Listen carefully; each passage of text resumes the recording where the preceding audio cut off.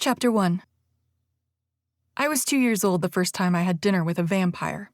My mother loved to tell the story of how I threw mashed potatoes on the crisp black button-up shirt of Julian Locke.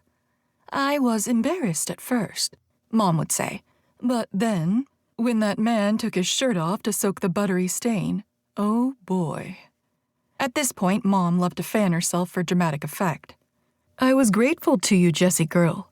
So damn grateful.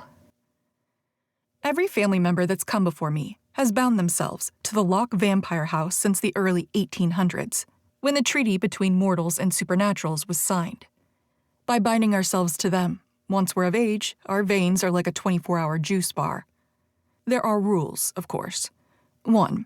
A vampire shall not pierce the flesh of a mortal without their permission. 2.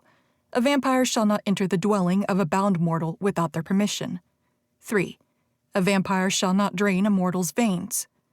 No one wants an empty 24-hour juice bar, so it's really in everyone's best interest that they only take what they need. I've lived in Midnight Harbor my entire life, so I've always been surrounded by the things that go bump in the night. Those supernatural creatures coexist in Midnight. It's not without its drama. The vampires hate the wolves, obviously. The witches are extremely protective of their virgins, but the vampires love to sink their teeth into an innocent every now and then. And the shifters will throw an absolute tantrum if the witches cast spells near their territory. Apparently, witch magic to a shifter nose can stink up a house for a week.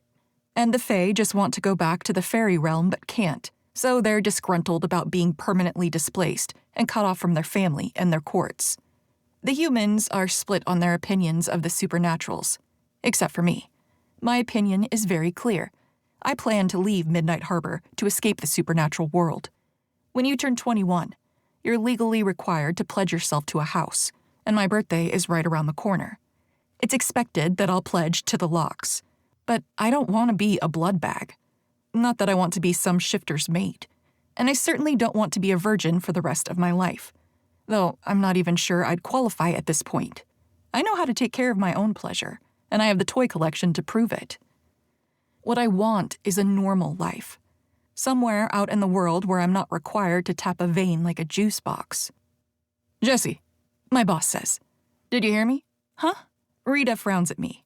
Her dark braids are wound up in a knot on top of her head. Giant emeralds hang from her earlobes. Perfect winged eyeliner accentuates her big almond eyes. She smells like spices and incense. Rita is a witch, and a powerful one at that.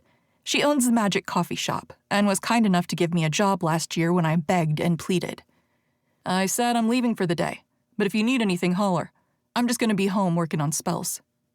Okay, have fun. Don't sacrifice too many virgins. She chortles as she pushes through the front door. Oh, darling, she says over her shoulder. Everyone knows sacrificing a virgin is bad luck. After Rita's gone, and with the place empty, I busy myself with cleaning and restocking. I may not be the most proficient barista, but what I lack in coffee-making skills, I more than make up for in organization. There's just something about matching labels and boxes lined up on shelves and full canisters that makes my heart sing. Sometimes I can't relax until a place is cleaned and organized. Rita had me help her move some boxes in her house last month, and when I saw her apothecary room, I almost keeled over. It was like a pack of rabid dogs ran through there. Spoiled toadstool and blackening mugroot, peeling labels and empty containers. My fingers itched just looking at that room. Don't judge me on my messes, Rita said when she caught me wide-eyed in the doorway. Every Hallows Eve, I make a vow to be cleaner and more organized, and every year I break it. Then let me help you straighten up, I said. Please, dear God. She agreed, though I've yet to get an invitation back. The bell above the door jingles, and I call out from the stockroom. Be right out. I set aside the box of coffee filters and smoothed down my magic coffee apron before heading out to the front. When I see who's at the counter, the air freezes in my throat. Bran Duval, black sheep of the Duval vampire family, and also my neighbor. Blood floods my face when he turns his heavy gaze on me. He's caught me peeping in his windows more than once. I can't help it if my second-story bedroom window looks in on his bedroom window, and he never shuts his blinds. I saw him naked just last night, and part of me wonders if he lingered in the square of his window just to give me a show. He drives me mad. I've had more than one hate sex dream about him. In fact, I'm having one right now. Crap. Gelatin cake. Gelatin cake. You don't grow up in a town of supernaturals without learning the lesson of guarding your scent, especially when you're feeling horny. My best friend Sam and I decided early on that in order to stop lusting after the supernaturals, we'd think of gelatin cake. The old-fashioned kind, shaped like a loaf with the gross meat pieces suspended inside. I get sick to my stomach just thinking about it.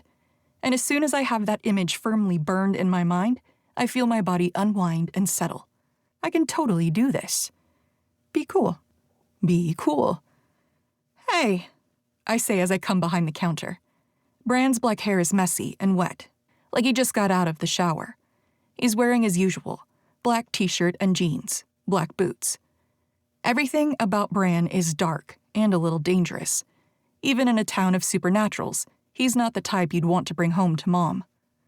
That boy is trouble, my sister said when she watched him move in next door.